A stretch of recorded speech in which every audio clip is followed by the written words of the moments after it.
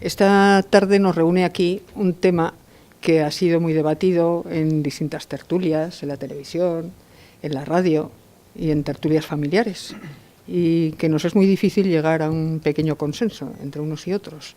Entonces se me ocurrió un día pedirles a don Ángel Dolado y a don Fidel Cadena que en un lenguaje coloquial, para la gente que no pertenecemos al mundo del derecho, que vinieran aquí, a esta casa, a explicarnos un poco qué era la doctrina Parot, por qué se aplicaba, por qué se había derogado su aplicación y qué consecuencias tenía ello.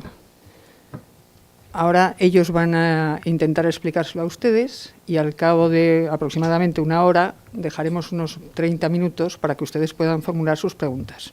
Muchas gracias. Paso la palabra a don Ángel Dolado. Muy bien, buenas tardes. Gracias al Foro de Opinión y a Pura en concreto y a Acción Social Católica por darme la oportunidad de poderme dirigir en un lenguaje coloquial y periodístico que hoy está muy de moda, intentar hacer aclaración de esta cuestión que jurídicamente es muy problemática. Si no fuera jurídicamente problemática, seguramente no estaríamos dando tantas explicaciones desde el punto de vista de los tribunales, desde el punto de vista de la doctrina jurídica y también de lo que es o debió ser la aplicación del Código Penal del 73 y todo lo que vino después. De todas maneras, es un atrevimiento por mi parte, yo que no sé decir que no, Pura, cuando me dijiste que yo iba a dirigirme pues a un auditorio no totalmente jurídico, en primer lugar me engañaste soberanamente, porque veo, en primer lugar, que estoy acompañado de un fiscal del Tribunal Supremo, que creo que es lo más cerca que voy a estar desde el punto de vista jurídico del Supremo, porque para nosotros Fidel Cadena evidentemente es una eminencia. Pero luego, entre los que nos asisten, pues claro, tenemos a las altas jerarquías jurídicas de la ciudad y luego también muchísimos compañeros. Y lo más impresentable soy yo, porque yo vengo de la jurisdicción civil. Así que imaginaros la papeleta que me has metido. Pero bueno, yo que estoy acostumbrado a lidiar con toros, y este es uno de los más bravos, mañana tengo algo relativo al anteproyecto del aborto, con lo cual voy de una detrás de otra, además de la que tengo profesionalmente hablando. Y ya no me gusta perder el tiempo y vamos a entrar en materia. A ver, ¿por qué se ha planteado la problemática en estos momentos en la ejecución de las penas, en temas de terrorismo? ¿Por qué hablamos del Código Penal del 73, que parece que nos queda tan lejos? ¿Y por qué de lo que ocurrió en concreto en una interpretación jurisprudencial en la sentencia de 28 de febrero del 2006, que es la llamada doctrina Parot y donde arranca toda la problemática? Voy a hacer una introducción de lo que venía siendo hasta ese 2006 con carácter más o menos habitual. Hay que situarse en que el Código Penal que se aplicaba en los hechos que nos ocupan en materia de terrorismo, hay que situarlo en el Código Penal de 1973, ¿de acuerdo? No hay una modificación hasta el Código Penal de 1995. Por lo tanto, el primer interrogante que nos hacemos es por qué el Poder Legislativo en España tardó tanto en modificar un Código Penal que decíamos predemocrático hasta llegar al Código Penal de la democracia. En relación a las cuestiones que aquí nos ocupan, estos hechos se enmarcan prácticamente todos ellos en el Código del 73 porque los hechos se producen antes del 95. Y la cuestión es la siguiente. Todos los condenados bajo el paraguas del Código del 73 venían rigiéndose por el artículo 72, que viene a decir prácticamente que una persona que ha cometido varios delitos, al final se le aplica en total la máxima de las penas, que son 30 años, ¿de acuerdo?, de cumplimiento efectivo. Pero esos 30 años, en ese Código Penal del 73, había una figura de redención muy importante para resocializar a los condenados de todo tipo y condición, que eran lo que se denominaba en el artículo 100 la redención de penas por el trabajo.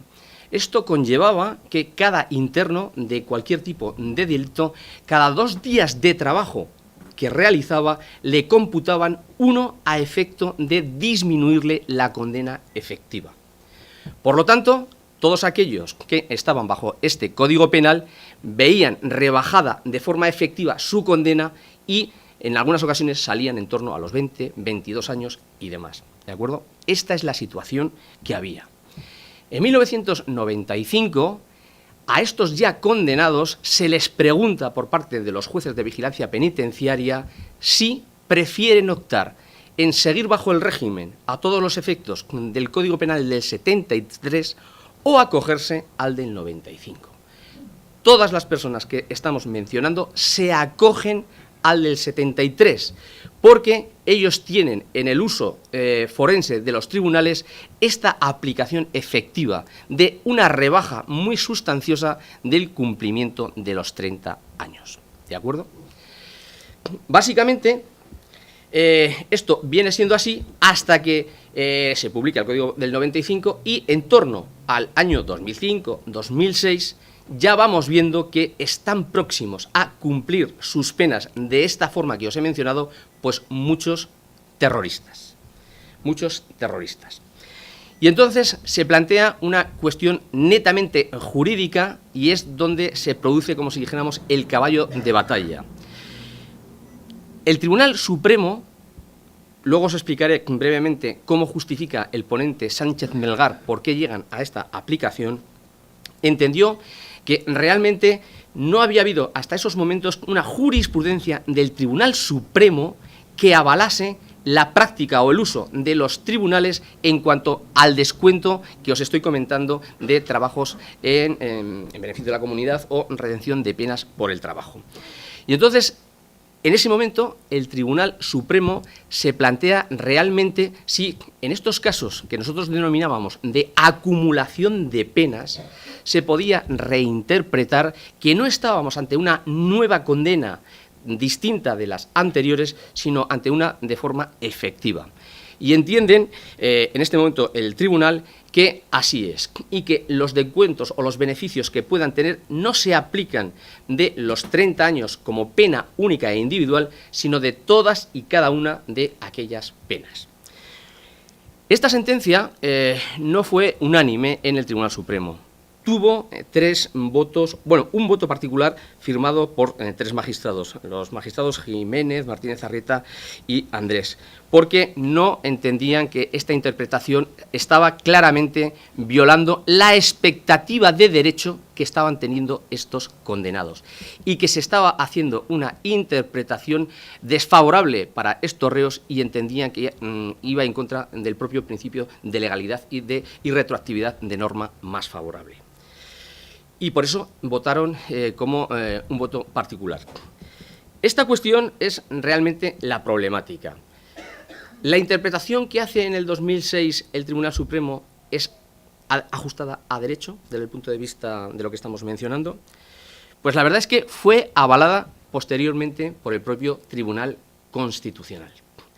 Y se analizó, porque en la sentencia también se dice que no se aplica retroactivamente ninguna ley, que lo que se está haciendo es, como ocurre en otros aspectos del derecho, hacer una nueva interpretación jurisprudencial, y el tribunal da sus motivos y sus razones por qué cambia ese criterio y dice claramente que no había jurisprudencia consolidada de lo que se venía haciendo como uso forense en las audiencias provinciales, en los tribunales y en los propios juzgados de vigilancia penitenciaria. Pero la cuestión quedó ahí. En estos momentos interviene el recurso ante el Tribunal de Derechos Humanos de Inés del Río, ¿vale?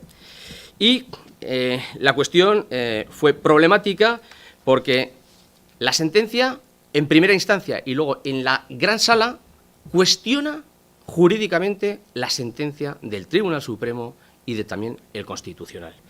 Y parece, leyendo la sentencia, que todos nosotros y todos nuestros magistrados del Supremo no sabemos ni lo más mínimo del derecho, porque esto es la base del derecho.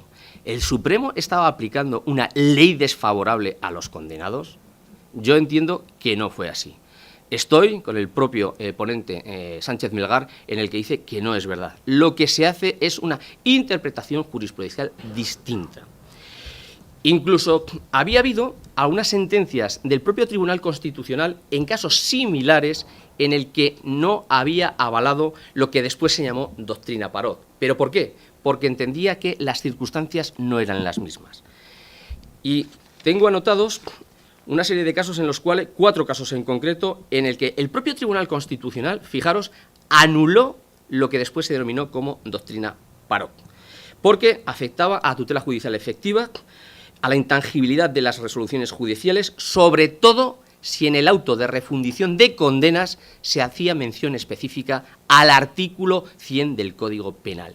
¿Por qué? Porque si eso había sido así y a los condenados se les había preguntado si querían continuar con el Código Penal del 73, se les tenía que seguir aplicando el Código Penal del 73.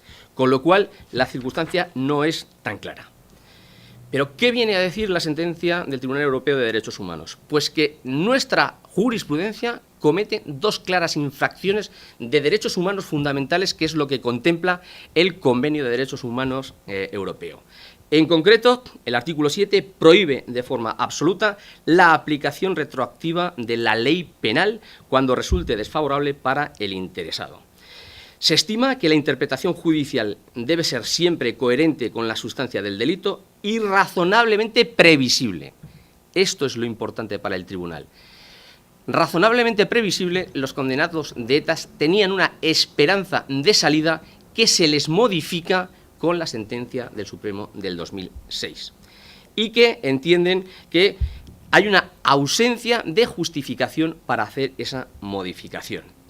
Las consideraciones de la sentencia del Supremo de política criminal, dice el Tribunal Europeo de Derechos Humanos, no bastan para justificar semejante giro jurisprudencial. Este es el artículo 7. Y luego, a renglón seguido, el artículo 5 ya venía, como si dijéramos, como consecuencia de lo anterior. Si decimos que la sentencia infringe el artículo 7, automáticamente el tribunal entiende que aquellos que han pedido ya la libertad desde las fechas que automáticamente tenían que haber ya cumplido la condena, en concreto en Inés del Río habría sido, si le hubiesen aplicado la jurisprudencia anterior, el 3 de julio del 2008. Como esta sentencia es del año pasado, desde el 2008 hasta el 2013 estaba esta persona indebidamente privada de libertad. Y por eso la sentencia, con 16 votos a 1, pone en el fallo que debe ser puesta inmediatamente en libertad. Se publica la sentencia y automáticamente la patata caliente la tienen los tribunales españoles. El Tribunal Supremo en concreto, la Audiencia Nacional, no solamente por Inés del Río, sino por todas las personas que estaban en circunstancias similares. Y también el propio Tribunal Constitucional, que creo que tiene o tenía dos casos. Si recuerdan, fue muy criticado que la Audiencia Nacional se reúne en pleno y decreta la libertad de Inés del Río al día siguiente de que discuten el tema, que fue prácticamente 2 o 3 días después de la publicación de la sentencia. El tema jurídicamente era tan complejo que tuvo que decidir el voto dirimente de Grande Marlaska, que es el presidente, para ejecutar de forma inmediata la interpretación que había hecho el Tribunal de Derechos Humanos. Pero si he dicho que fue un voto dirimente, significa que la sala, ahora no me acuerdo el número de magistrados que eran, estaba dividida, pero dividida en absoluta igualdad, ¿de acuerdo? El Tribunal Supremo, posteriormente, tuvo también otro pleno y dijo que él resolvía los asuntos que estuviesen todavía en fase de casación en su sede, pero que no iba a establecer un criterio jurisprudencial a modo de criterio orientativo para que el resto de tribunales siguiesen o no su criterio. El Tribunal Supremo entendió que cada tribunal tenía que analizar el caso concreto de cada uno de los condenados y decidir si se habían cometido las mismas infracciones del artículo 5 y del artículo 7 del Convenio Europeo o no, porque no todos los casos aparentemente eran iguales. Yo, después de lo que he visto, todos los casos están siendo iguales, porque automáticamente hemos visto ya el chorreo automático de libertades. Los que defendían que realmente el Tribunal Europeo no había sabido interpretar realmente el derecho penal, no ya solo español, sino europeo, porque se ha dicho también que la Constitución de los magistrados del Tribunal Europeo no son especialistas, en este caso, en derecho penal, habían confundido interpretación de ley con interpretación jurisprudencial. Y que, en realidad, la doctrina Parot, los que defienden plenamente la doctrina Parot, dice que realmente no alarga la pena efectivamente impuesta de 30 años, que nunca se puede superar, sino que únicamente lo que hace es que no la acorta en los términos que habían previsto los afectados, los condenados, es decir, esa expectativa de libertad en una fecha cierta y determinada. Y hay una diferencia en el análisis de lo que es pena impuesta, pena de efectivo cumplimiento, pero que en realidad no merece la pena que analicemos la misma.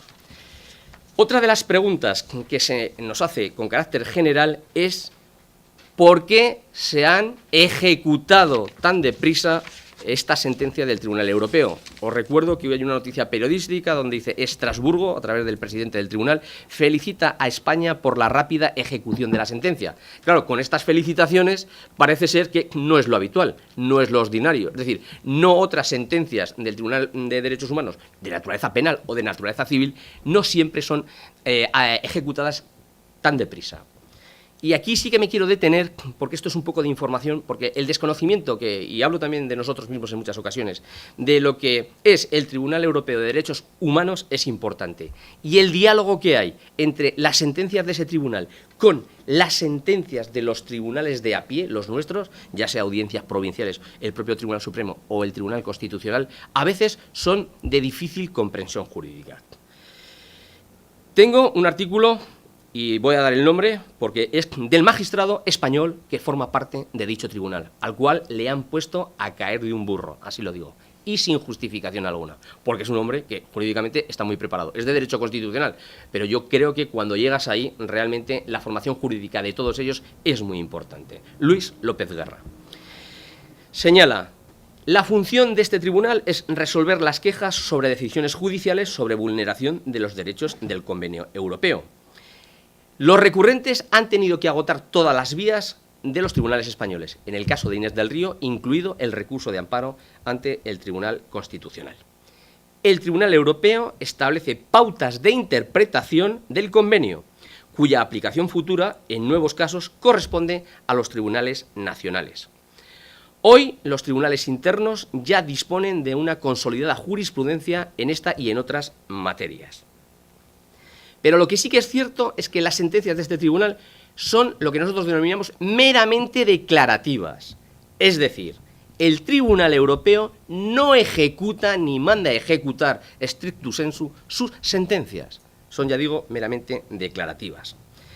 Ahora bien, la interrelación que se produce entre el Tribunal Europeo y los nuestros es de lo que se denomina cosa interpretada.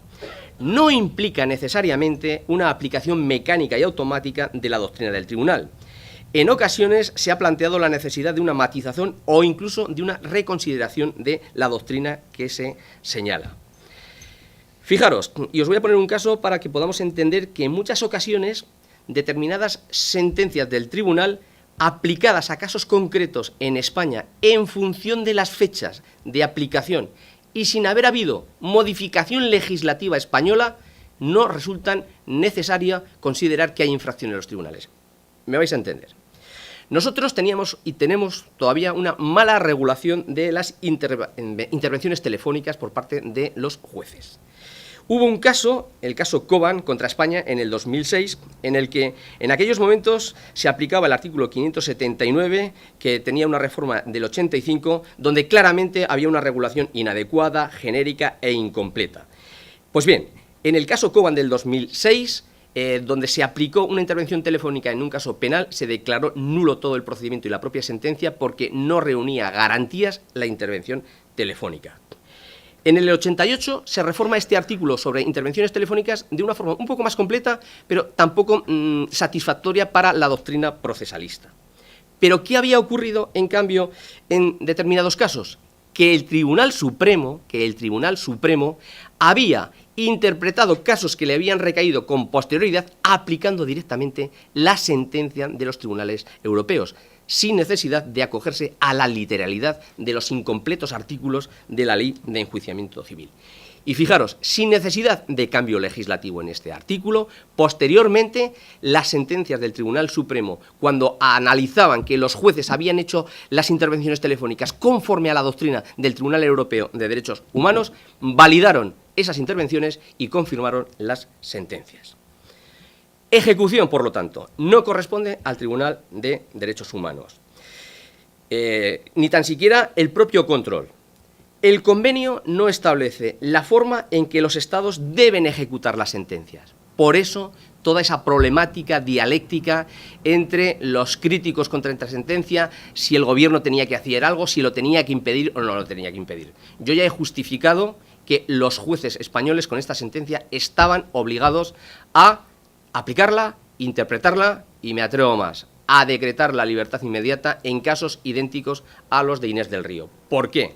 Pues lo van a entender claramente, porque si no, nos habríamos visto expuestos en estos casos o bien a una denuncia o a una querella por detención ilegal, además de posibles habeas corpus, con lo cual creo que esto es incuestionable, nos guste o no nos guste la interpretación que da el Tribunal Europeo. En algunas ocasiones, fuera de los casos penales, las sentencias no tienen una aplicación desde el punto de vista material, es decir, no se puede reabrir la causa de los casos españoles y se transforma en muchas ocasiones dichas sentencias en indemnizaciones económicas.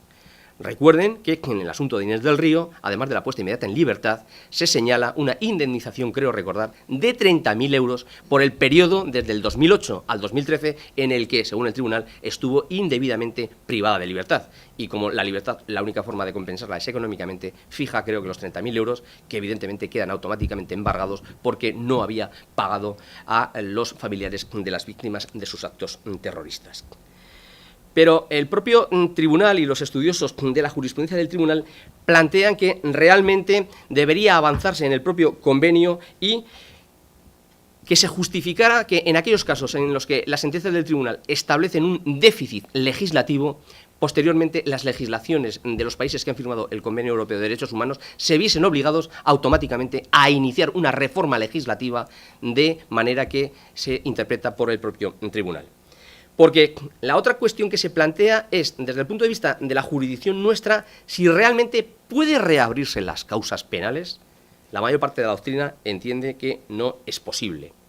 Y únicamente hay un expediente excepcional que tenemos los jueces, que es el artículo 241 de la Ley Orgánica del Poder Judicial, donde si, en base a la sentencia, el tribunal, con una sentencia que ya lo es firme, puede plantearse bien a instancia de parte o bien de oficio lo que denominamos el incidente de nulidad de actuaciones para articular reclamaciones de retroacción de actuaciones en base a las sentencias del tribunal. Esto es una posibilidad jurídica también muy compleja, yo no la veo muy clara, porque realmente si ya el efecto se ha producido, no creo que podamos hacer uso de este incidente especial. En definitiva, y yo para acabar mis minutos, que creo que llevo 20 o 21, lo que sí que creo que hay que dejar claro es que basta de demagogias a todos los niveles. Nuestros tribunales interpretaron jurídicamente la ley penal española como entendieron y son juristas también de reconocido prestigio. La sentencia del tribunal es la que es y nos gustará más o nos gustará menos. Pero ahora bien, una vez que la sentencia se ha firmado, creo que lo que están haciendo los tribunales es lo que procede. Porque en otras ocasiones nos puede ocurrir lo contrario, que haya revocaciones del Constitucional o del Supremo que a los tribunales de base nos gustarán más o nos gustarán menos. En derecho, ya lo he explicado, todo es justificable y fundamentado en derecho. Pero lo que no se pueden generar es falsas expectativas de que ahora, en ejecución de esta sentencia del Tribunal Europeo, los tribunales de base, ya sea la Audiencia Nacional o el Tribunal Supremo, están haciendo también una interpretación indebida. Yo creo que lo que están haciendo es lo que procede. Y el interrogante lo he hecho al principio y con el cierro. ¿Por qué va a ser el Poder Legislativo o los jueces los responsables de esta situación? Nosotros, los jueces, no hemos generado esta situación. Hubo un claro espacio de tiempo entre 1978 con la Constitución, ya voy a olvidarme del periodo entre el 73 y el 78, pero entre el 78 y el 95, hasta el Código Penal de la Democracia, eso los penalistas debieron verlo. Porque en el día a día de los tribunales nadie estaba cumpliendo de forma efectiva 30 años. Pero ni estos asesinos, ni otros violadores o multireincidentes. Con lo cual, que se nos venda ahora la película también periodística, que no es lo mismo 30 muertos que uno, evidentemente es así. Pero el Código Penal es lo que era y debió haberse cambiado en un periodo de tiempo mucho más razonable y no esperar hasta el 95. Pero lo tenemos claro. Una vez que estos condenados optaron por el Código Penal del 73, ellos tenían una expectativa de salida muy anterior a los 30 años de cumplimiento efectivo. y así se estaba aplicando con carácter general. Ya he dicho que no habría jurisprudencia consolidada, pero era el día a día de la mayor parte o de todas las audiencias provinciales y del propio Tribunal Supremo en otros casos. Por lo tanto, creo que debió arreglarse mucho antes y no dejarnos ahora a nosotros la patata caliente como en tantos otros temas. Muchas gracias.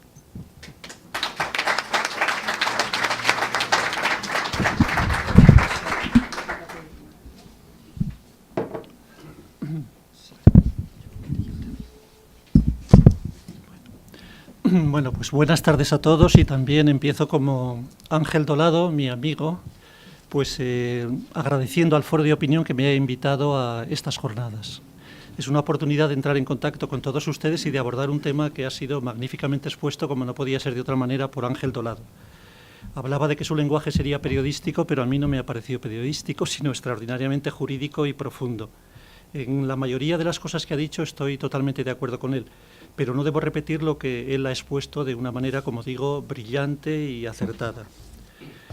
Lo que sí me gustaría es empezar, no sé, por alguna frase importante como la de Linshurt, diciendo que lo más importante para un juez es tener sentido común y que si posee algún conocimiento de derecho le será muy útil, pero lo más importante es el sentido común. Y cuando nos enfrentamos a este tema, lo primero es empezar por la base. ¿Quién es Inés del Río? ¿Y por qué se ha formado esta historia con esa costumbre tan española de atribuir a las doctrinas el nombre de las personas que nunca deberían merecer el honor de ser recordados? Se habla de la doctrina Parot, cuando Henri Parot es un terrorista asesino francés que no debería, pues evidentemente, ser recordado por nadie, y hablamos ahora del caso de Inés del Río, cuando es también una terrorista española que formó parte, como veréis ahora en un breve currículum, del sanguinario Comando Madrid. Inés del Río había nacido en Tafalla en 1958 y había sido condenada a 3.800 años de prisión. 3.800 años de prisión, que con el límite del artículo 76 habían quedado convertidos en 30 de cumplimiento efectivo.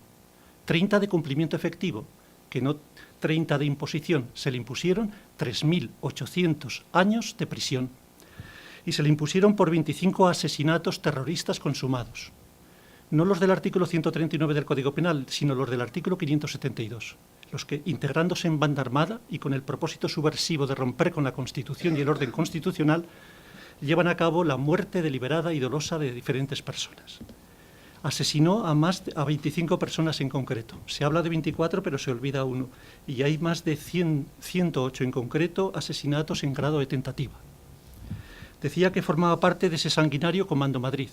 Creo que es importante esto para saber de qué estamos hablando, qué es lo que se pretendía por el Estado español, qué es lo que se pretendía por el Tribunal Supremo y dónde queda Estrasburgo.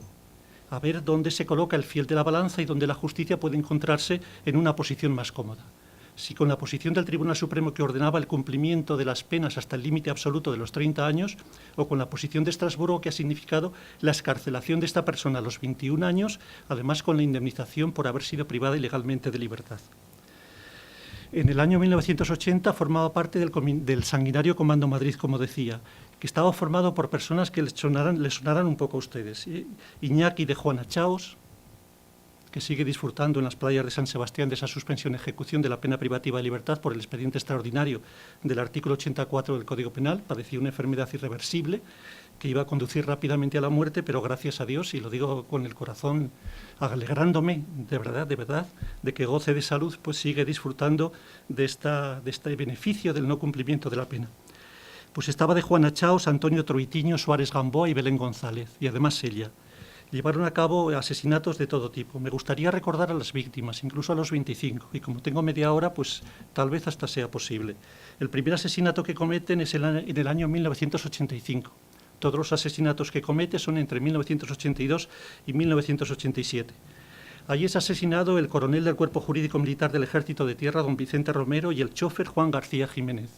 Pero además, como corolario, el teniente Esteban del Amo García, miembro del TEDAS, también muere. Habían colocado, por si fuera poco, en el primer coche con el que huyeron una bomba lapa que el pobre jefe del TEDAX pues no advirtió a tiempo y murió con él. Esto dio lugar a la primera sentencia de la Audiencia Nacional que le condenó a 58 años de prisión. por los 3 atentados terroristas que acabamos de descubrir, por el delito de integración en banda armada y por el delito de estragos del artículo 574 del Código Penal 571 en relación con el 246.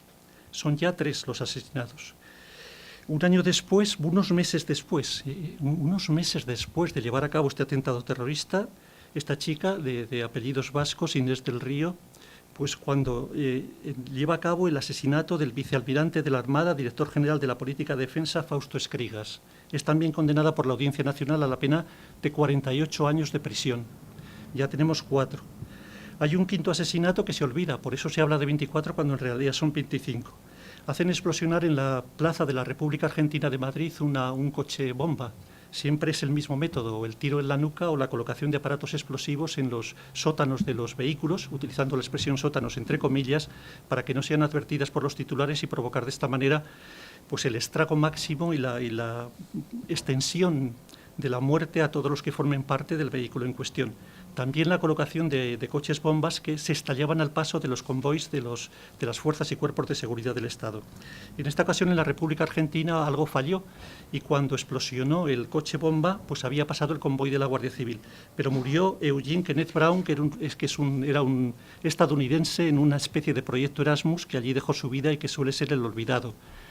Después, Inés del Río, en la calle Juan Bravo de Madrid, en 1988, lleva a cabo el asesinato junto con otros etarras de 5 guardias civiles que custodiaban en la vigilancia externa de las embajadas de Estados Unidos e Italia y que fueron ametrallados sin ningún tipo de posibilidad de defensa. De todas las modalidades del asesinato, que son 3, alevosía, precio, recompensa o promesa y ensañamiento, el asesinato etarra siempre se cifra en la primera, es alevosía. Es decir, es llevar a cabo el hecho sin otorgar ninguna posibilidad de defensa a las víctimas. Estamos con murieron 5 guardias civiles en esta plaza, por lo que sumado a los 5 anteriores ya tenemos 10. En 1986 también asesinan al coronel del ejército, comandante del ejército de tierra, Ricardo Sáenz de Niestrillas, y al teniente coronel Carlos Besteiro, además de al chofer que se llamaba Francisco Casillas. Otra vez es condenada por la Audiencia Nacional a 87 años de prisión. Y por fin el culmen de esta salvaje explosión del Comando Madrid tiene lugar, como todos saben, en la plaza de la República Dominicana. Ahí colocan un vehículo bomba y al paso de un convoy de la Guardia Civil. El convoy estaba formado por un autobús, un minibús y un todoterreno. Mueren 12 guardias civiles, 12 miembros de la Benemérita y son lesionadas y por tanto existe asesinato en grado de tentativa a otras 78 personas. Ya tenemos los 25 asesinatos del caso Inés del Río. De esto estamos hablando, de si esta persona debe cumplir los 30 años de prisión, como estableció la doctrina Parot, o si, según Estrasburgo, tenía una esperanza y una expectativa de cumplimiento de una pena menor que obligaba a su excarcelación a los 20 años, como salió y como ya está pues, disfrutando de la libertad. Este es el caso concreto. Estas son las víctimas, 25 asesinatos y 108 asesinatos en grado de tentativa. Este es el historial que conviene que no olvidemos al respecto, porque es básico en el entendimiento de las cuestiones. Decía en aplicar primero la lógica y el sentido común y después aplicar el derecho. Pero apliquemos primero la lógica y el sentido común. Y se vio beneficiada por un instituto que procede del decreto de 19 de junio de 1937, la redención de penas por el trabajo. Se crea, fíjense, el decreto está dado en Burgos en plena guerra civil por parte del Ejército Nacional para evacuar las cárceles de los encarcelados o prisioneros republicanos de poca monta, porque existían penas mayores para los de grandes responsabilidades. Y se crea la redención de penas por el trabajo como un beneficio que aproxima la libertad condicional. Esto es importante. Es un beneficio que está siempre en la ejecución de la pena, en el cumplimiento de la pena y que no forma parte de la pena. Ese beneficio luego se va extendiendo a todos los presos. Y ¿saben cuánto? La redención de penas por el trabajo, como muy bien ha explicado Ángel Dorado, suponía que cada 2 días de trabajo se liberaba uno de pena. Pero ¿saben cuántos días de trabajo, cuánto trabajó Inés del Río? Porque esto posiblemente también se olvida y entra parte del sentido común. Ni uno. ETA hasta 1994 se niega por completo a hacer uso de un beneficio que formaba parte de un decreto que, dado en 1937, era propio del régimen franquista al que denostaban. Y cuando se incorporan en 1994 no realizan ningún trabajo. Se aplican automáticamente estos beneficios, hayas trabajado o no, también de sentido común, para saber dónde nos movemos. Es decir, no hay ningún día de trabajo que haga efectivo y práctico uso de ese beneficio que se acomoda a una excarcelación prematura, a la libertad condicional y en la redención de penas por el trabajo. Como ha explicado muy bien Ángel, la doctrina del Tribunal Supremo hasta el año 2006 solo había sido expresada en una sentencia. Por eso habla Julián Sánchez Melgar de que no existía jurisprudencia consolidada, porque la jurisprudencia necesita que se resuelva en el fondo del asunto, no obiter dicta, resolviendo sobre el auténtico tema decidendi, y en segundo lugar que exista más de una resolución. Y solo había existido una sentencia del año 1994, en la que un sujeto que le llamaban el Mangas, pues llevó a cabo una violación y un asesinato, 30 y 20 a 50 años. Si se aplicaban los beneficios de la redención de penas sobre el trabajo sobre 30, había que ponerlo en libertad a los 20. Es lo que más o menos ocurría. Se cumplía simplemente un tercio de la pena. Ahí se plantea al Tribunal Supremo qué ocurre. Yo creo que con extraordinaria benevolencia llega a una conclusión que allí fue equivocada, que es entender que la redención de penas por el trabajo no se aplica sobre 50, sino simplemente sobre 30, y puso en libertad a esta persona. El Código Penal nunca ha dicho eso. El Código Penal decía que en el concurso real de delitos se impone tantas penas como delitos existen y se cumplen por el orden de su respectiva gravedad. Y se fija el límite de cumplimiento en 30 años. Nunca podrá cumplirse más de 30, pero se imponen tantas penas como delitos existen. Eso es lo que entendió el fiscal general del Estado y eso es lo que entendió la memoria de la Fiscalía. Es un límite de cumplimiento, pero no de pena. Hay tantas penas como delitos. Solo en el concurso medial y en el concurso ideal de delitos y en el delito continuado hay una única pena. Pero en el concurso real de delitos, y aquí son los asesinatos que he dicho, 108 más 25, se imponen, faltaría más, tantas penas como delitos de asesinato. Y por tanto, no es que estemos en presencia de una única pena de 30 años, sino que 30 años es el límite efectivo de cumplimiento.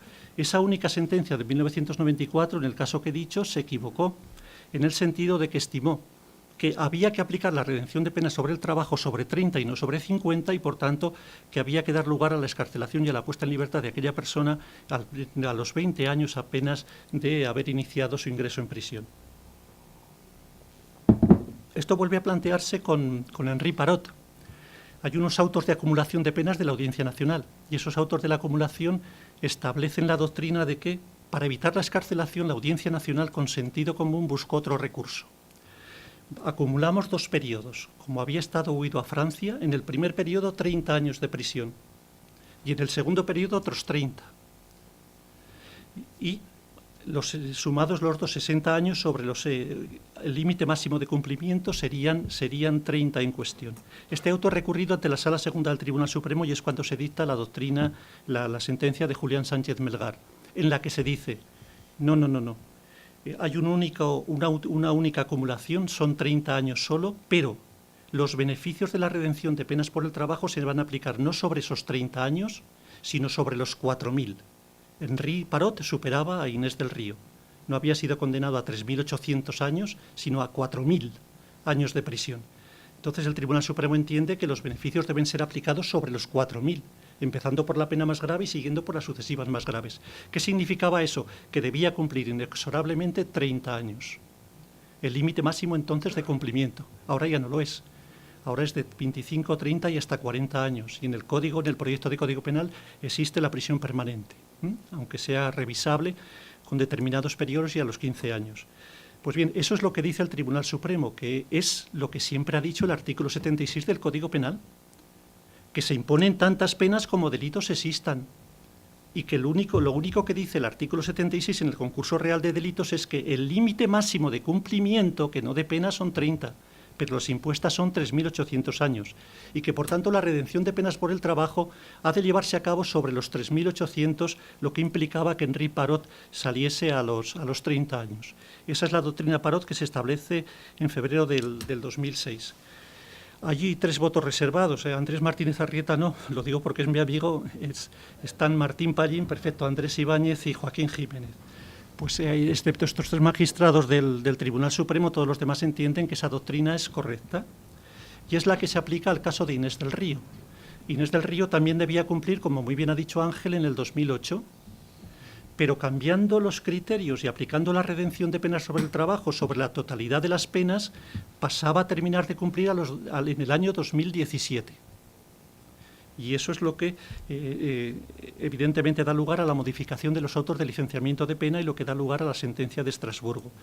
Pero el Tribunal Supremo, en cuanto a la doctrina Parot, hizo lo que debía. Y una precisión, la doctrina Parot es absolutamente correcta, no la discute ni Estrasburgo, es correcto. Es decir, hay que aplicar tantas penas como delitos y hay que aplicar luego los beneficios de la redención de penas sobre el trabajo sobre todas ellas. Eso no lo discute Estrasburgo. Estrasburgo dice, eso es perfecto. Lo que yo discuto es que se aplique retroactivamente, pero la doctrina Parot establecida por la Sala Segunda del Tribunal Supremo va a misa porque ha sido bendecida por el Tribunal Constitucional y también por el Tribunal Europeo de Derechos Humanos. Lo que se va a discutir en Estrasburgo es si eso significa modificar la pena de Inés del Río. Y Estrasburgo llega a la consideración, rompiendo la lógica y su propia jurisprudencia, de que vulnera el principio de retroactividad.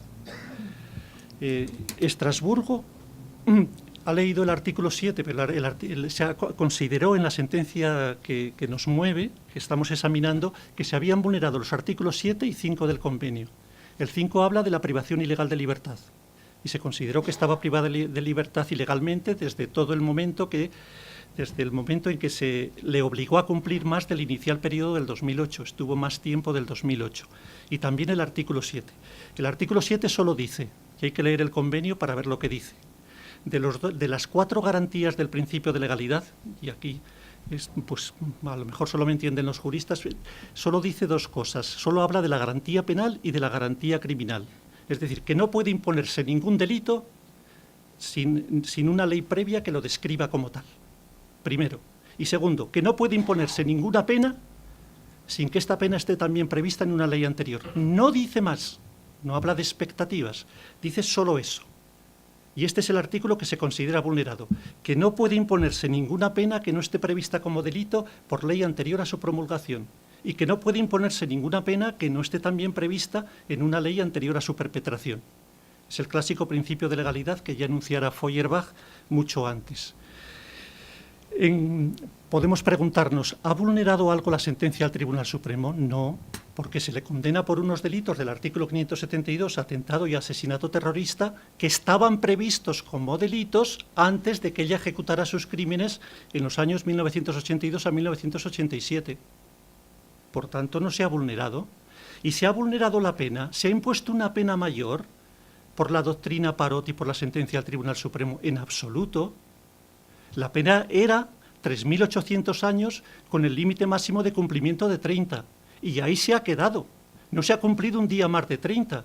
Ni con la nueva valoración de la doctrina Parot cumpliría un día más de 30. Por tanto, no es verdad que se alterase la pena. La pena, aun aplicando la doctrina del Tribunal Supremo, hubiera sido justamente la misma.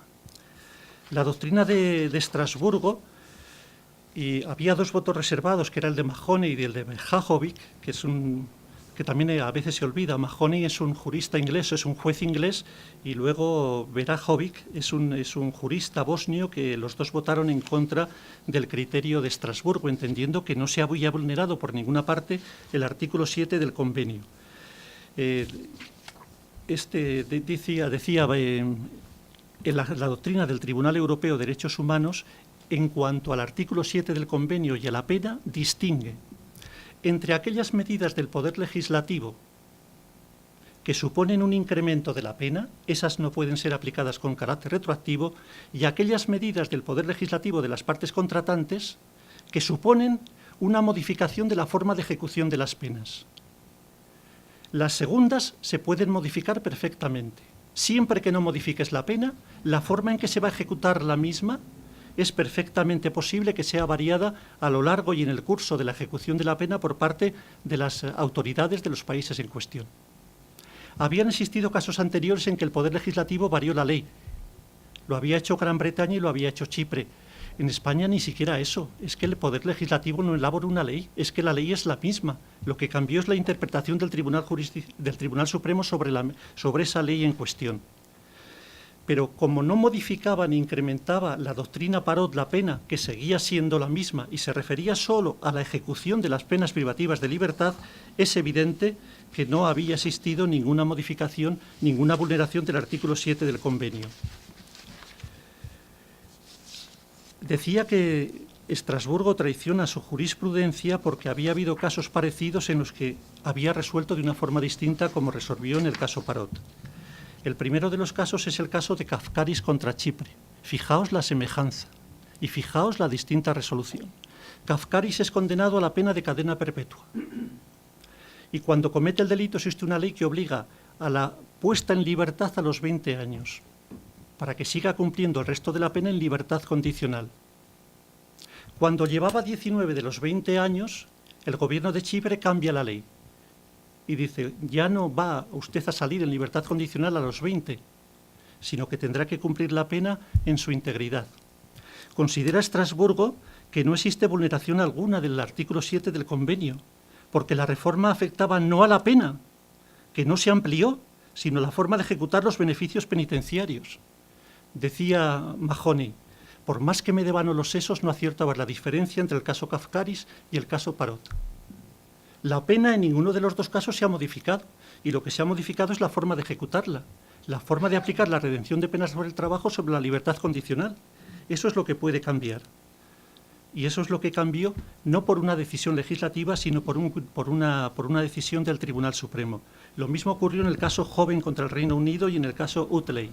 En los dos ocurrió lo mismo, condenados a cadena perpetua, próximos a la libertad condicional, y antes de cumplirla el gobierno cambia la ley, para decir que no pueden salir en libertad condicional en ese periodo, sino que tiene que extenderse su periodo de permanencia en el mismo. En los tres casos se consideró que no se había vulnerado el artículo 7. ¿Por qué? Porque la pena inicial no se cambió, como aquí no se cambió, 3.830, y lo único que se había cambiado es la forma de ejecutarla, es decir, la forma de llegar a la libertad condicional. Eso sí que puede cambiar.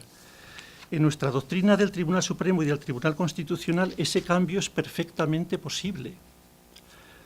Existe, cuando se condena a una persona, un auto de liquidación de condena, pero es de un cálculo temporal, es decir, es un cálculo a 30 años vista, y durante esa vida penitenciaria pasan muchas cosas. Puede haber buena conducta, puede haber mala conducta, pueden haberse cometido delitos, se regresa en grado, se progresa en grado, y todo eso hace que sea cambiable y que pueda en cualquier momento modificarse el criterio sobre la previsible fecha de licenciamiento definitivo. La jurisprudencia del Tribunal Supremo y del Tribunal Constitucional siempre había dicho, estos autos de liquidación de condena están vivos. Están vivos significa que hasta que no lleguemos al término, al dies ad quem, es perfectamente posible modificar su contenido, porque los avatares de la vida y del expediente disciplinario pueden llevar a cabo conclusiones distintas. Y una de las formas en las que puede cambiar ese auto de liquidación es porque cambie la doctrina del Tribunal Supremo.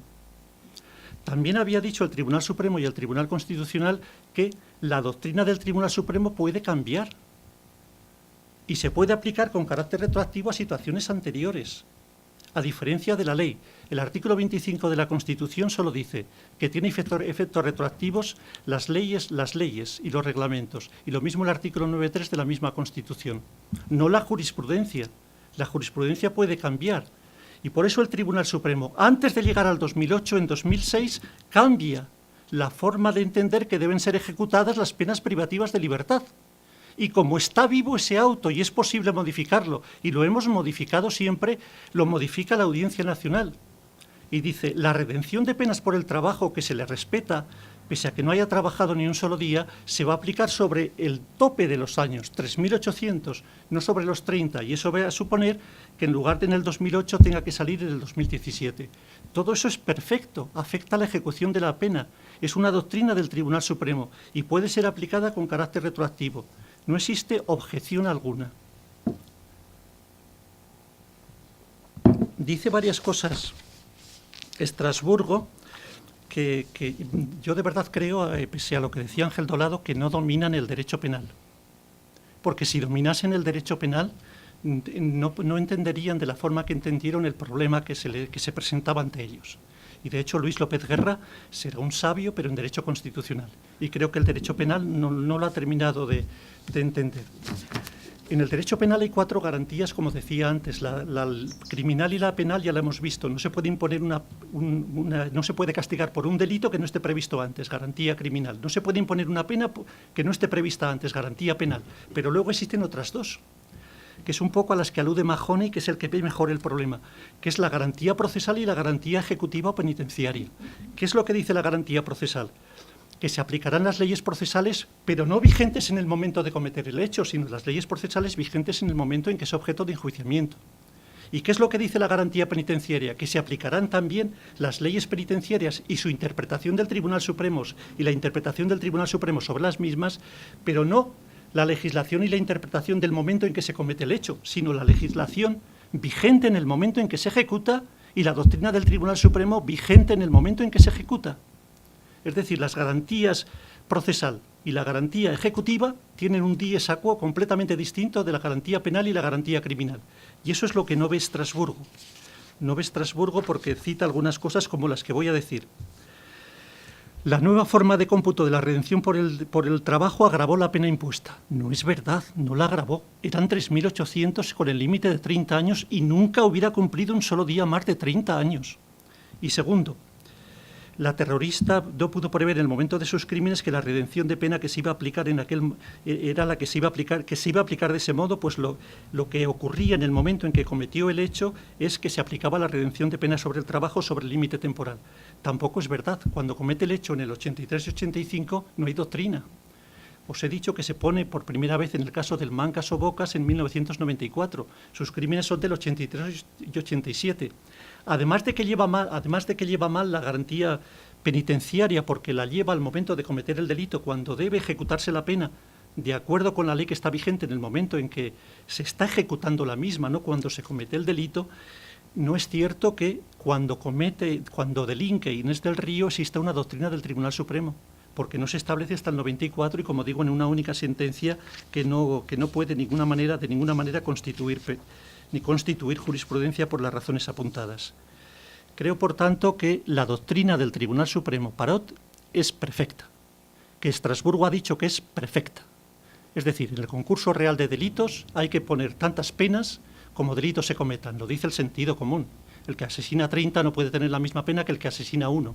Lo que pasa es que el límite efectivo de cumplimiento en aras a la rehabilitación social no puede ser nunca superior a 30 años. Ahora bien, la redención de penas sobre el trabajo se va a aplicar sobre la totalidad de las penas y no sobre 30. Eso es lo que dice la doctrina Parot y eso es lo que acepta Estrasburgo. Estrasburgo lo que condena es que eso suponga una aplicación retroactiva que modifica la pena, y no modifica la pena, modifica simplemente la forma de ejecutarla. Y eso en los casos anteriores de Joven, Utle y Kafkaris había dado lugar a sentencias que entendían que no se vulneraba el artículo 7 del Convenio de Roma, del Tribunal Europeo de Derechos Humanos. En cuanto a los juristas habíamos reclamado siempre que se dejase de aplicar la redención de penas por el trabajo. A mí me gustaría leer, que es muy breve y ya, para que se vea que sí, que el colectivo de los juristas y de los jueces y de los fiscales pues ya habían dicho mucho antes, por lo cual no es responsabilidad nuestra, sino en todo caso del legislador, que debería haberse abolido la redención de penas por el trabajo. Existió un proyecto de Código Penal en el año 1980 que fue uno de los mejores proyectos de Código Penal que han existido. Fue elaborado por Enrique Gimbernat y Rodríguez Murillo, 2 catedráticos y 2 excelsos juristas de nuestra área. Cándido Conde Pumpido, no el fiscal general del Estado y el actual magistrado de la Sala Segunda, sino su padre, teniente fiscal del Tribunal Supremo, y Fernando Díaz Palos, que era presidente de la Sala Segunda del Tribunal Supremo. Fernando Díaz Palos, un excelente jurista que estudió en Zaragoza y que era de Alcañiz para honor de los aragoneses. Elaboraron un proyecto que para mí es de todos el mejor. Y en relación con la redención de penas por el trabajo ya postulaban su abolición, indicando que lo importante es que las penas sean ciertas, no que se dibujen y pergeñen en el código penas extraordinarias que luego queden infraccionadas y reducidas. Decían ellos, la moderación de las penas de este proyecto no supone reblandecimiento del sistema punitivo. El Código Penal hace suyo el principio político criminal expuesto ya por Beccaria, o Beccaria, que parece que es la pronunciación más acorde en italiano, de que el mayor freno de los delitos no es la crueldad de las penas, sino su infalibilidad. La certeza de un castigo, aunque éste sea moderado, surtirá más efecto que el temor de otro más terrible unido a la esperanza de su impunidad o incumplimiento.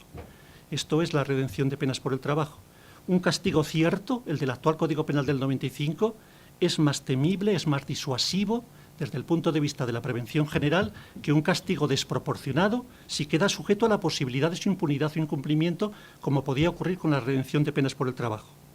Las funciones preventivas de la pena no dependen tanto de la severidad de esta cuanto de la eficaz persecución policial del crimen, la rapidez en su enjuiciamiento y la certeza en el cumplimiento de la condena. El Código hasta ahora vigente obligaba a los tribunales a imponer penas excesivamente elevadas, que luego no se cumplían en la extensión señalada por la aplicación mecánica de una serie de beneficios que en la mayoría de los casos quedaba confiada a los órganos administrativos y sustraída al control del tribunal. Esto producía un desajuste entre lo que podría llamarse valor nominal de la pena, la extensión impuesta en la sentencia condenatoria, y el valor efectivo de la misma, tiempo de cumplimiento, que es preciso corregir. De poco vale que los tribunales analicen minuciosamente las circunstancias del hecho enjuiciado y se preocupen de calibrar hasta en la más mínima extensión la pena que van a imponer si no están en condiciones de saber ni predecir cuánto va a durar luego el cumplimiento de la pena impuesta. El presente Código, 1980, estoy hablando, parte del firme punto de vista de que la pena recaída va a ser realmente cumplida bajo intervención judicial, sin perjuicio en su caso de los correspondientes beneficios penitenciarios que puedan corresponder al condenado, porque se pretende que la sanción, se dice también que el trabajo forma parte, lo voy a leer, porque se pretende que la sanción se cumpla efectivamente. Se prescinde de la redención de penas por el trabajo que producía de un modo casi automático y al margen de consideraciones de prevención especial y general la reducción de la condena en 1/3 más de la pena. Habían previsto en el 80 una modificación del Código que ya suspendía, que derogaba la redención de penas por el trabajo. ¿Por qué? Porque era una aplicación automática y torpe de un beneficio en el que ni siquiera se trabajaba y que suponía que las penas quedasen reducidas en 1/3 o más de la misma. De acuerdo con la Constitución, el nuevo Código reconoce que el trabajo durante el cumplimiento de la pena entra dentro de los fines de la reinserción. No debe ser premiado. Está dentro de los fines de la reinserción del penado. Si quieres volver a la sociedad de la que te has apartado, vulnerando sus bienes jurídicos básicos, debes ser sometido a un tratamiento de rehabilitación.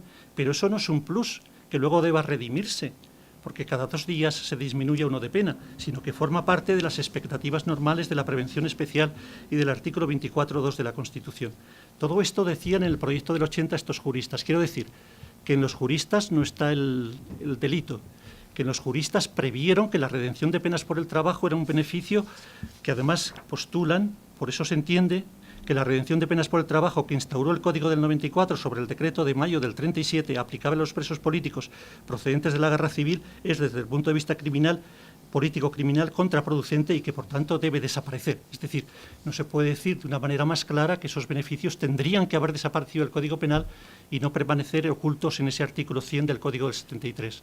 Porque vivimos una situación esquizofrénica en la que la Ley General Penitenciaria no lo reconocía y, en cambio, el artículo 100 del Código Penal había declarados vigentes unos artículos del Reglamento de Prisiones del 56 que sí lo preveían. Pero, resumiendo, la doctrina Parot es adecuada y el Tribunal Supremo merece un aplauso. Y el Tribunal de Estrasburgo, en mi opinión, se ha equivocado en la interpretación del artículo 7 y del artículo 5. Y se ha equivocado desde el punto de vista de la lógica y se ha equivocado desde el punto de vista de su propia jurisprudencia. La redención de penas no es pena. Aplica al modo y al quantum de la reducción de la pena, de la posible reducción, pero no modifica la supresión de esos beneficios, el quantum de la pena, que nunca sería más de 30 años. Por tanto, de acuerdo con su propia jurisprudencia, no estaban vulnerados los artículos 7 y 5 del convenio. En cualquier caso, deben ser respetados. Es básico en el Estado de Derecho el respeto a las instituciones y el respeto al Tribunal Supremo, al Tribunal Constitucional, al Tribunal Europeo de Derechos Humanos, es básico. Y aunque no nos guste la resolución de Estrasburgo, debemos acatarla. Y no solo porque lo digamos desde un punto de vista voluntarista, sino porque el artículo 10 de la Constitución española, en su punto segundo, establece que las normas referentes a los derechos fundamentales deberán ser interpretadas de acuerdo con las jurisprudencias del Tribunal Constitucional y con los tratados europeos que forman parte de nuestro derecho interno, por su perfecta publicación en el Boletín Oficial del Estado, de acuerdo con el 96.1 de la Constitución. Entonces, aunque no nos guste Estrasburgo, debemos aplicarlo. Y también debe respetarse esta resolución de Estrasburgo, aunque, como yo en este caso concreto, pues yo no esté de acuerdo con ella. En cuanto a la forma de cumplimiento, el artículo 42 del propio Estatuto del Tribunal dice cómo se van a ejecutar. lo deja en manos del Consejo de Ministros. El Consejo de Ministros del país correspondiente dará la forma satisfactoria que proceda a las resoluciones del Tribunal Europeo de Derechos Humanos. Por eso fue inadecuado también esa urgencia a España para que llevase a cabo el cumplimiento de esta resolución. Otros países afectados han cumplido de manera distinta y en el tiempo mucho más extensa cuando han estimado conveniente las resoluciones del Tribunal Europeo de Derechos Humanos. En fin, yo solo me proponía hacerles llegar al convencimiento de que la lógica, el sentido común, debe hacer premiar con un aplauso las sentencias del Tribunal Supremo y que aunque en Estrasburgo, en este caso concreto, en mi opinión, que hay otras, se ha equivocado, se ha apartado de su propia doctrina, no debería haber revocado la sentencia de Inés del Río, que en ningún caso cumpliría más de los 30 años y que nunca trabajó para redimir sus penas. Aunque se ha equivocado, esa es la grandeza del derecho. Debe respetarse completamente a la institución. Estamos en tiempos en los que se habla con mucha frivolidad de temas básicos y no se puede poner en entredicho lo que dice el Tribunal Constitucional y el Tribunal Supremo. Son expresiones sagradas para la convivencia en sociedad, para la seguridad democrática. El terrorismo desde algunos medios de comunicación, hablando de la formación política o del carácter sesgado de los miembros de los tribunales, es nocivo, hace daño. Sería tanto como descalificar a la Iglesia Católica porque existan algunos curas pederastas. No, la Iglesia está muy por encima de eso. Y el Tribunal Supremo y el Constitucional y el Tribunal Europeo de Derechos Humanos, a pesar de que en este caso su resolución yo al menos no la comparta, también deben ser objeto del mayor de los respetos y aplausos. Nada más, con esto doy por terminada mi intervención.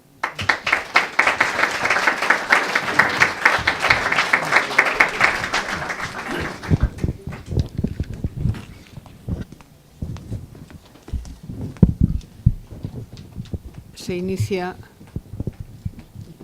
un tiempo para las preguntas.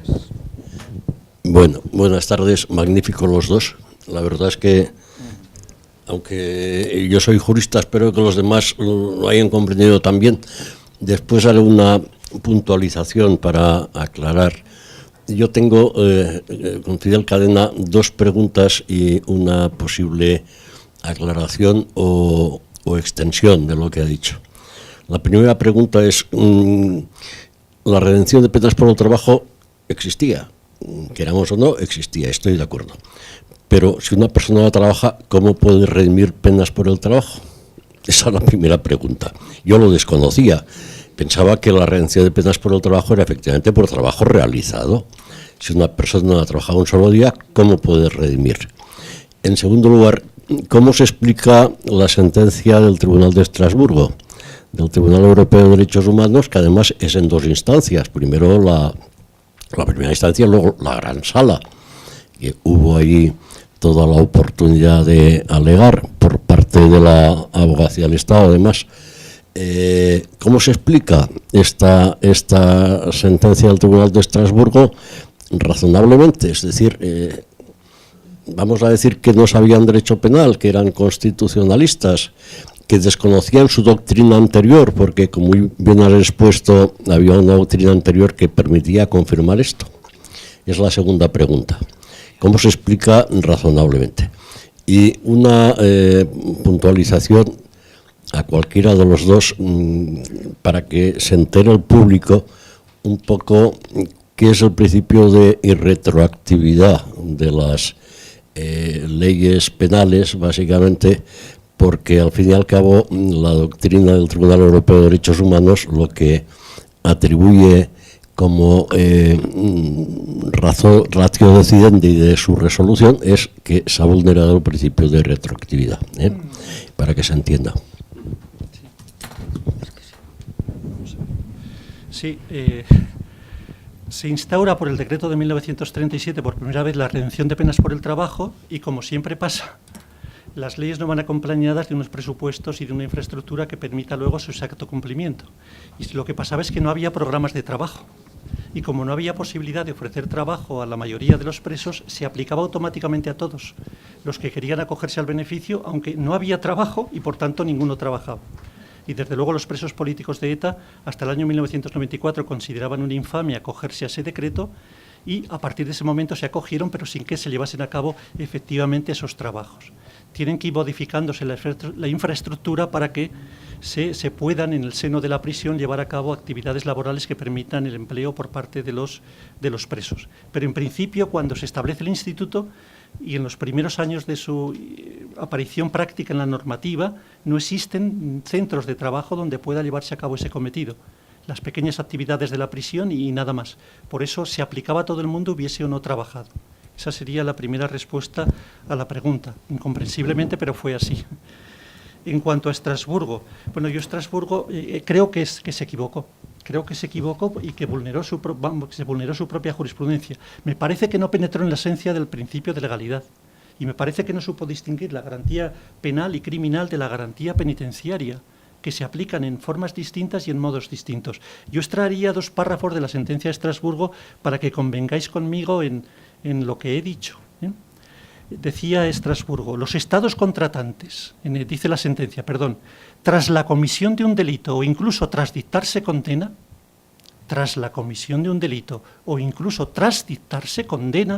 pueden modificar el régimen de prisión en lo que concierne a la forma de cumplir la condena e introducir cambios que pueden incidir negativamente en la excarcelación anticipada, influir negativamente en la excarcelación anticipada y, por tanto, en el tiempo que deben permanecer en prisión. Eso es lo que pasó, que se introdujeron cambios, y no ya legislativos, sino simplemente de orientación jurisprudencial, que incidieron negativamente en la excarcelación anticipada, en la libertad condicional y en el tiempo que deberían permanecer en prisión. La doctrina que ellos habían creado en el caso Kafkaris y en los 2 que he mencionado de la jurisprudencia anglosajona. Y añaden, la jurisprudencia ha trazado una distinción entre las medidas que constituyen esencialmente penas y las medidas que se refieren a la ejecución o aplicación de las penas. Las primeras, que constituyen penas, no se pueden aplicar con carácter retroactivo, pero cuando la naturaleza y finalidad de la medida se refiere a la reducción de una condena o al cambio de régimen de la excarcelación anticipada, no forman parte de la pena según el sentido del artículo 7 del Convenio Europeo de Derechos Humanos. Y eso es lo que habían dicho en Kafkaris y en las 2 resoluciones, que ya no repito, de Hoven y Utley, del derecho anglosajón. Por tanto, estas son medidas que afectan al cumplimiento y a la ejecución. Otros entienden, allá había unos votos reservados. Estrasburgo sigue mucho los votos reservados. Cuando yo leo la sentencia, reconozco que están diciendo lo que dijeron Martín Pallís, Perfecto Andrés Ibáñez o Joaquín Jiménez. Y tanto como ellos, los 3 votos reservados también del Tribunal Supremo, que fueron de Elisa Pérez Vera, que yo la conozco y sé que sabe mucho derecho internacional, pero derecho penal no, Rafael Ortega y Asúa Batarrita. Esta sí que sabe mucho derecho penal. Y su voto en el Tribunal Constitucional fue muy seguido por Estrasburgo. Ellos consideran que esta forma, la aplicación de la redención de penas del trabajo sobre la totalidad y no sobre los 30 años, afectaba la pena, pero yo considero que, de acuerdo con su jurisprudencia, y no lo han podido decir más claro, eso afectaba solo a la forma de ejecución de la pena y no a la pena en sí. Y no habían podido decir de manera más clara que en ese caso concreto no existía vulneración del artículo 7, que solo contiene las 2 garantías primeras. Y en cuanto a la irretroactividad de las leyes penales, significa que cuando hay una ley penal se dicta una ley penal y es más restrictiva, más rigurosa, más severa que las leyes que existían, no se puede aplicar con carácter retroactivo. Si el atentado se castigaba cuando se cometió el delito con una pena de 1 a 3 años y después existe otra pena que castiga esa misma conducta de 1 a 6 años, esa ley no se puede aplicar con carácter retroactivo. Hay una irretroactividad de las leyes penales sancionadoras y restrictivas de derechos. Lo que sí cabe es la retroactividad positiva. Si en el ejemplo anterior el atentado era 1 a 3, pero existe una ley posterior que dice que es de 1 año a 2, se podría aplicar con carácter retroactivo porque es más beneficiosa. Esa es la doctrina de la irretroactividad. Se aplican con carácter retroactivo las leyes penales más beneficiosas, pero no pueden jamás aplicarse con carácter irretroactivo las leyes, que no la doctrina del Tribunal Supremo, sobre la materia, las leyes penales que sean más desfavorables. Esta era simplemente una doctrina que en el curso de un licenciamiento vivo, que no había terminado, por cambiar la doctrina del Tribunal Supremo, pues obligó a que se modificasen los licenciamientos definitivos y los licenciamientos de condena. Y sin reducir los beneficios que antes había obtenido por redención de penas por el trabajo, aun sin trabajar, los aplicó sobre un módulo y sobre un quantum distinto, lo que dio lugar a que se modificara la liquidación de condena. Para mí, nada distinto, por supuesto, completamente de acuerdo con la doctrina del Tribunal Supremo y con la doctrina del Tribunal Constitucional. En relación con esta garantía ejecutiva, dice el Tribunal Supremo que no se modifica la intangibilidad de las resoluciones judiciales y que las leyes en el aspecto ejecutivo deben ser aplicadas de acuerdo con la ley vigente, que era el artículo 75 y 76.1 del Código Penal, y con la interpretación y conforme a la doctrina jurisprudencial vigente en el momento en que se dicta la resolución de liquidación de condena o de liquidación definitiva. Eso es lo que hizo el Tribunal Supremo. En fin, que insisto en lo que ya he dicho. Dos puntualizaciones ha leído esto. Dos puntualizaciones, una porque no me he acordado de decirlo y como no lo ha dicho Fidel, pero creo que es muy importante, la voy a recalcar. Fijaros si estaba tan poco claro el tema de la doctrina Parot y de todo lo que estamos diciendo, que no es hasta la modificación del Código Penal en Ley Orgánica 5/2010, o sea, hace 4 días, en el 78.2, donde se da clara cobertura por ley, o sea, ya nada de interpretación jurisprudencial del Supremo, sino por ley de la doctrina Parot. Pero el mismo artículo, para evitar una posible inconstitucionalidad, ojo, que ese filtro todavía no se había pasado, fijaros lo que dice el artículo 78.2. Delitos cometidos por bandas terroristas u organizaciones criminales, la aplicación de los beneficios penitenciarios a la totalidad de la pena es preceptiva. Si bien, y ahí es donde añado, el juez de vigilancia penitenciaria, previo pronóstico individualizado y favorable de reinserción social y valorando el caso, se puede volver al régimen general estableciendo limitaciones en los casos de los delitos de terrorismo contra la vida y la integridad física de las personas. Esto es ley y nos habríamos evitado muchos problemas. Pero entre el 95 y el 2010 también pasan muchísimos años. Y en cuanto... Yo estoy de acuerdo en parte con una cosa que ha dicho Fidel. Evidentemente no podemos estigmatizar a los magistrados de determinados tribunales con el concepto de la politización en función de los nombramientos. Pero eso es de un buenismo absoluto, absoluto. Esta sentencia, como bien ha dicho Fidel, en cuanto a violación del artículo 7 ha sido un 15-2. Pero es que en cuanto a la violación del 5, el de la privación ilegítima de libertad desde el 3 de julio del 2008, fue unánime. Por unanimidad, 17 votos. Y en cuanto a que se exigía al Gobierno y a los tribunales a la puesta inmediata en libertad en el mayor breve plazo posible, fue de 16-1. Con lo cual, yo creo que, yo estoy con él, no nos gustará, los efectos son totalmente perniciosos, son horrorosos, pero lo que está claro es que si no queremos contaminar los tribunales por la forma de composición de sus miembros, a pesar de cómo han sido elegidos, y ahora sí ya también queremos descender a la formación jurídico-profesional de cada uno de nosotros, ojo, porque entonces a lo mejor, ¿para qué demonios tenemos estos tribunales con magistrados que están resolviendo de todo y, por lo que estamos viendo, sin conocer de todas las materias especializadas? Y esto, no cabe duda de que es un peligro, y lo estamos debatiendo y lo estamos comentando. Y yo lo puedo compartir, se ha dicho. Si Luis López Guerra hubiese defendido otra interpretación, yo ya no sé si porque quisiera o porque si hubiese más derecho penal, como lo hemos estado interpretando aquí, seguramente habría abocado a los otros 16 miembros a llevarse por la senda de la confirmación de las sentencias del Supremo y del Constitucional. Entonces, claro, lo ponen a los pies de los caballos a ese magistrado, por entender que no ha sabido interpretar adecuadamente nuestras leyes y nuestra jurisprudencia penal y que, por lo tanto, ha incumplido, como si dijéramos, pues no sé si el patriotismo, y esto también es muy peligroso. Y yo soy muy crítico con las instituciones, y lo lamento, y ya me conocéis, el concepto de la politización de la justicia en altas jerarquías de tribunales está ahí. Estamos defendiendo por activa y por pasiva la independencia del Poder Judicial, la separación de poderes, y estamos luchando lo indecible para conseguirlo.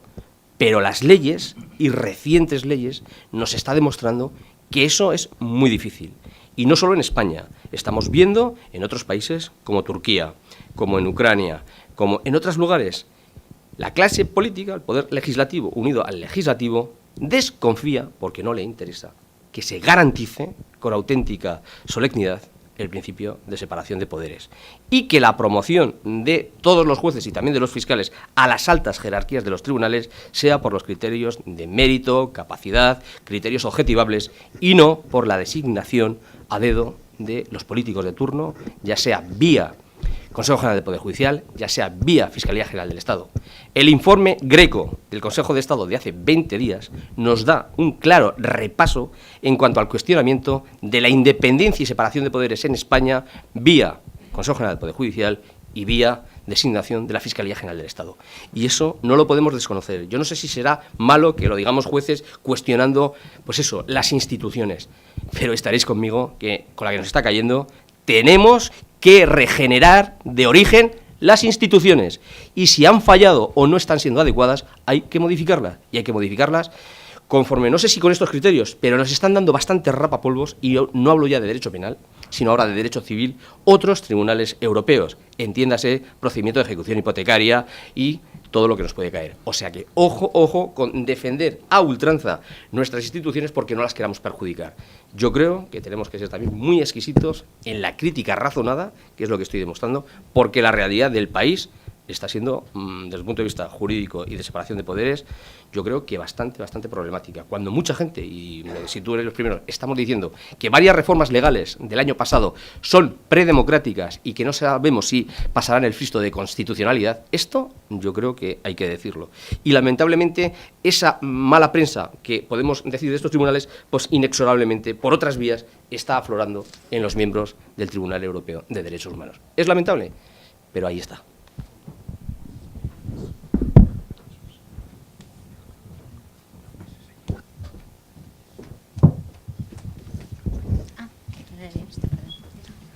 Gracias a los juristas, gracias sinceras, yo no soy jurista. Funciono solo con el sentido común, como ha dicho, con el sentido común, y el sentido común me dice lo siguiente. Gracias a las víctimas, he escuchado estos días a Rubén Mújica, Maite Apazaga y María Ángeles Pedraza, con una palabra clarísima, tienen toda la razón. Tienen toda la razón. Y espero que la palabra, sin ninguna fuerza jurídica, pero la fuerza de la palabra, que es su debilidad y no tener nada más que la palabra y la razón, espero que prevalezca sobre la barbarie nacionalista extrema expresada en el terrorismo etarra. Lo espero sinceramente y lo deseo.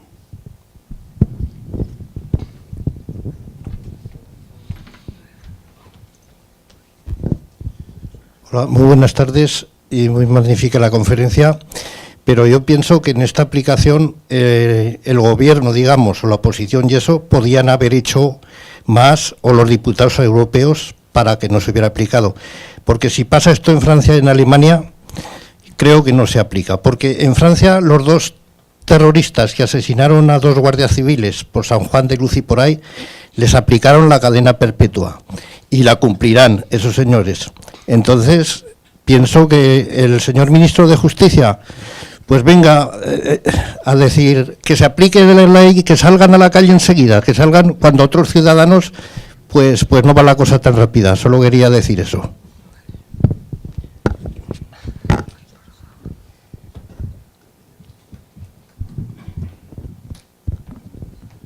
El ministro de Justicia no tiene que decir cuándo las personas sometidas a condenas y a tribunales tienen que salir a la calle. En eso sí que estoy de acuerdo. El Ministerio de Justicia no tiene que decir absolutamente nada en esa materia, ni a favor ni en contra.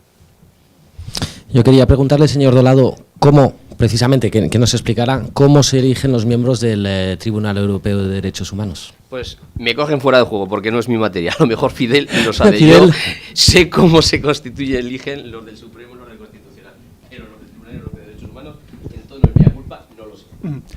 Son elegidos por los estados que forman parte, que eligen a un miembro de su nacionalidad. En este caso, en el tribunal estaba Luis López Guerra.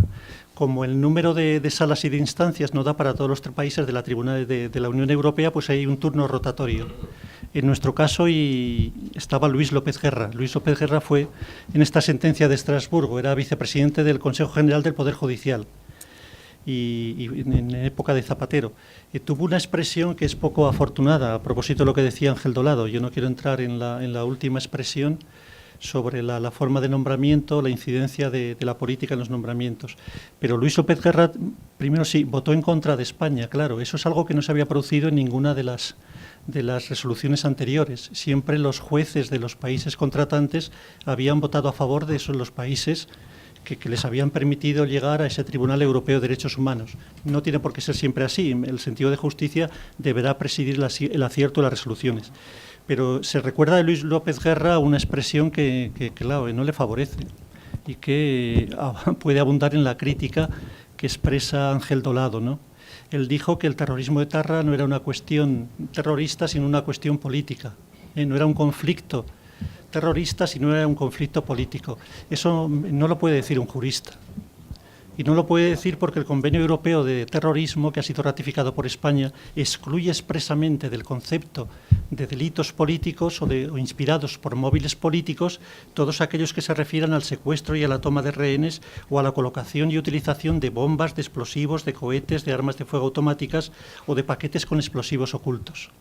Evidentemente, esa expresión de que existe un conflicto político y no un conflicto terrorista no beneficia su posición en este caso. Puede que viese a Inés del Río como la protagonista de un conflicto político cuando, como he puesto de relieve en el preámbulo, los 25 asesinatos a sangre fría y los 108 delitos de tentativa de asesinato justifican que no existe un conflicto político, sino que cuando se mata a las personas, se acaba con la vida, se colocan artefactos explosivos, se secuestra, se priva de libertad, lo que estamos es en presencia de un delito terrorista, como el propio convenio que he dicho de Europa y de terrorismo del año 1977 prevé. Yo me he manifestado siempre en contra de lo que se denominan puertas giratorias, para que me entiendan, que jueces vayan a la política, que después vuelvan a la judicatura y demás. Y he dicho que estoy a favor, evidentemente, de garantizar el principio de separación de poderes y la independencia del Poder Judicial. Y lamentablemente los datos biográficos de cada cual son los que son. Luis López Guerra, a quien, como ven, yo le he potenciado en cuanto a lo que es la doctrina, cómo escribe y demás, este señor ha sido vicepresidente del Consejo General del Poder Judicial, además de catedrático de Derecho Constitucional, que es su origen. Ha sido también juez, o sea, ya estamos en dos poderes. Ha sido secretario de Estado de Justicia con un ministro del PSOE, que creo que era López Aguilar, ya ha tocado, por lo tanto, ejecutivo. Y fue legislativo, porque fue diputado de la Comunidad de Madrid. Esos datos son objetivos. Y contra eso yo me rebelo, pero no por este señor, por multitud. Es nefasto de cara a la credibilidad de todos nosotros, y digo los jueces, la puerta giratoria. Algunos lo defenderán, no sé qué. No. Yo, si paso a la política, mañana me verán como de este partido político o del otro. Y no hay más. Y lo podemos hacer con la mejor buena voluntad, como alguno lo hizo, intentando regenerar este país hace años y creyendo que iba a ser, pues, además del juez vengador, pues todo lo demás. Pues hay que llevar mucho cuidado. Pero de cara a ustedes, a los ciudadanos. Porque si ya nos colocan etiquetas por asociaciones judiciales sin habernos pasado a la política, imagínense ya si estamos yendo, viniendo y encima tocamos los tres poderes. O sea, es un sinsentido, es una sin razón. Esto hay que cambiarlo y hay que decirlo. Pero lo dicen muy poquitos, ¿eh? Y los que lo decimos, pues a lo mejor somos unos temerarios. Pero esto se tiene que oír. Bueno, yo no sé, tengo el atrevimiento de hablar, aunque no soy del mundo de las leyes absolutamente, ni tengo nada que ver, y además me resulta un mundo bastante difícil. Aunque sí que quiero agradecer que hayan puesto, en la medida de, porque yo lo he seguido perfectamente y lo he entendido, lo que ustedes han dicho, lo cual es de agradecer. Pero adhiriéndome a lo que decía el señor Cadena, de que el sentido común es lo más importante. Yo ahí, desde luego, me ha parecido buenísimo. Pero, sin embargo, he visto con terror y con pena y con de todo que no es precisamente el sentido común lo que va presidiendo las distintas actuaciones. Quiero decir que ya me parece tremendo que en el 37 hicieran lo de la redención de penas por el trabajo, ¿no? Que luego no se modificara, que además es que no había ni trabajo. Bueno, entonces ya eso me ha causado un poco de... Luego que se dejara tanto tiempo sin mover, porque la doctrina Parot, yo pienso que tendrían que saber que iba a terminar o podía terminar en una cosa así, ¿no? Luego que el Tribunal de Estrasburgo resulta que ve la doctrina perfecta, pero se la carga. Y se la carga porque además no entiende o no sabe, por lo que me ha parecido interpretar.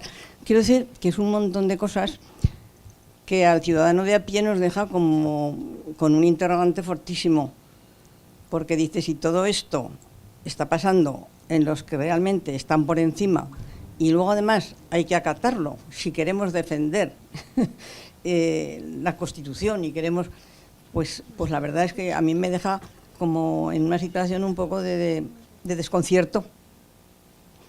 Ya sé que no me lo van a poder aclarar. Por lo menos agradezco que me lo hayan puesto a mi medida. Gracias. El presidente, creo que... Muchas gracias. Bien, yo quería hacer alguna observación, que quizás sean preguntas en cuanto dejan algunas cuestiones abiertas y pueden quizá contestarme.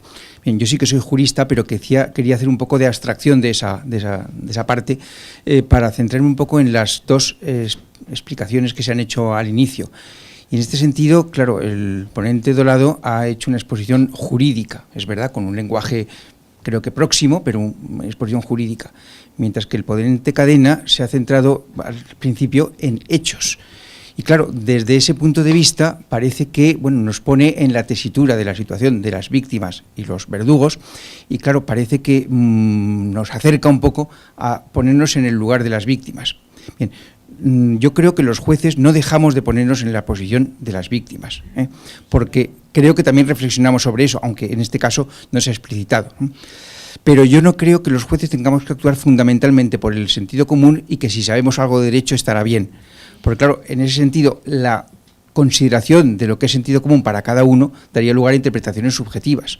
Creo que en un Estado lo que se hace es ceder todos en parte para llegar a aquello que se considera por parte de la generalidad lo que debe ser el sentido común plasmado en leyes, y en este caso concreto plasmado en tipos penales y plasmado en penas aplicables o imponibles para esos tipos penales.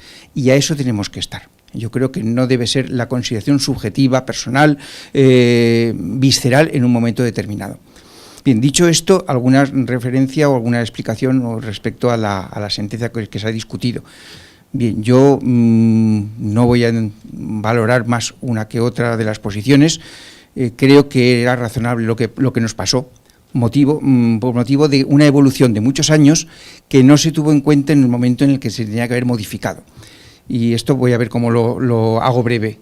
El año 37 sí que había trabajo, y hubo trabajo, y en el Valle de los Caídos hubo trabajo, y en otros sitios hubo trabajo, ¿no?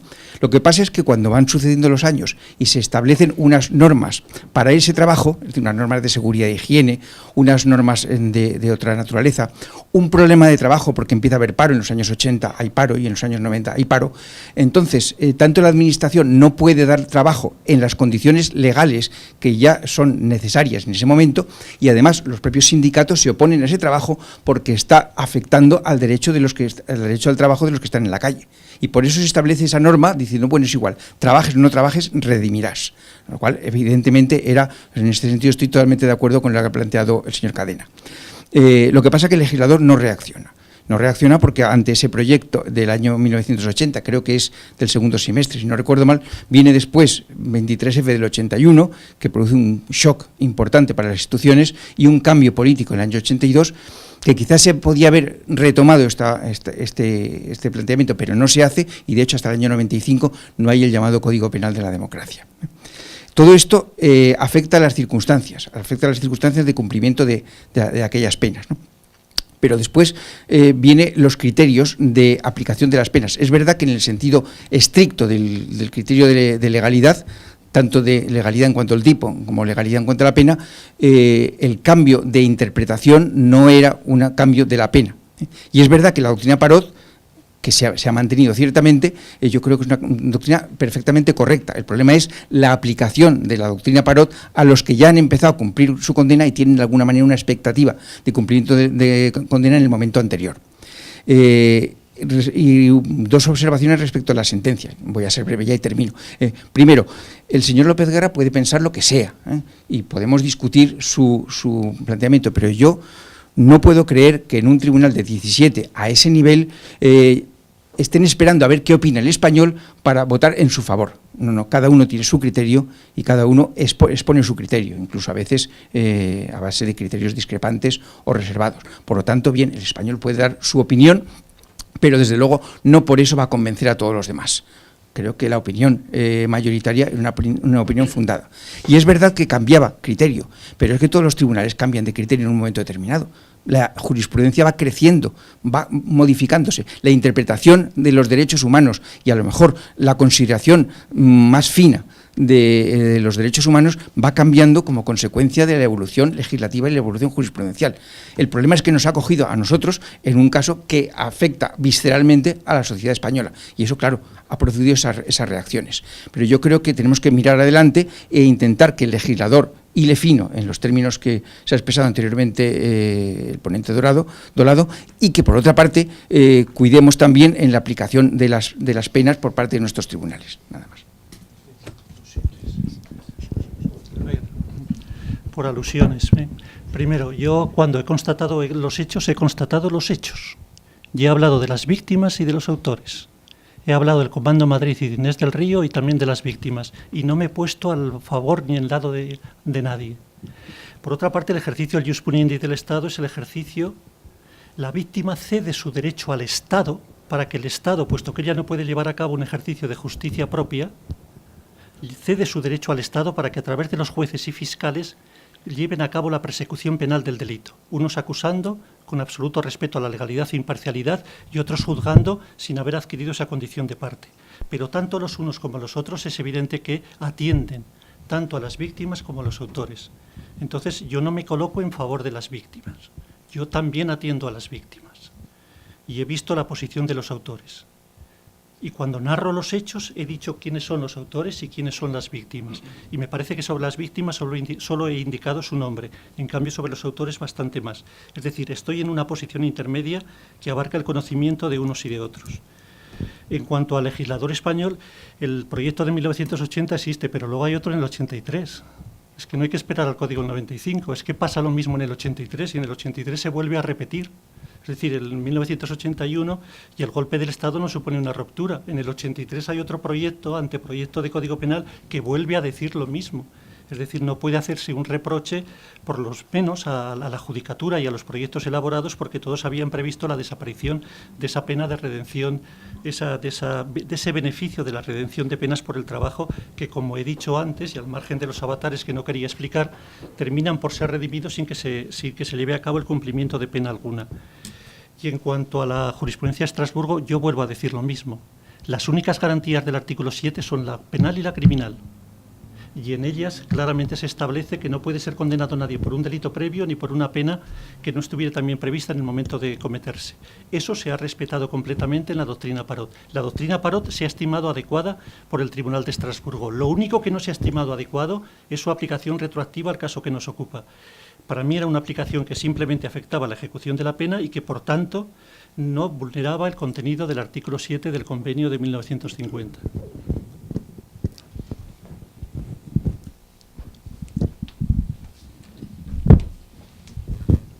Bien, yo me permito simplemente un pequeño desahogo para decir que he escuchado las charlas con una cierta decepción, y no decepción por el contenido y la calidad de las exposiciones, que han sido excelentes y por las cuales felicito a los ponentes, sino porque la impresión que yo percibo es que la sentencia del Tribunal Europeo de Derechos Humanos es de una calidad manifiestamente mejorable, y en este sentido pues es evidente que las tenemos que aceptar, por supuesto que sí, pero que no va a contribuir precisamente a la credibilidad, el prestigio, la autoritas de un importantísimo tribunal que quiero recordar pues que yo un poco evocaba cuando lo escuchaba la ilusión que nos produjo el que España se incorporase al Tribunal Europeo de Derechos Humanos, bueno, al Consejo de Europa y al convenio en los años 70, antes incluso de la propia Constitución, en fin, las puertas que abría, el gran adelanto que es que haya una jurisdicción internacional, que no es aquí de la Comunidad Europea, sino del Consejo de Europa, que tiene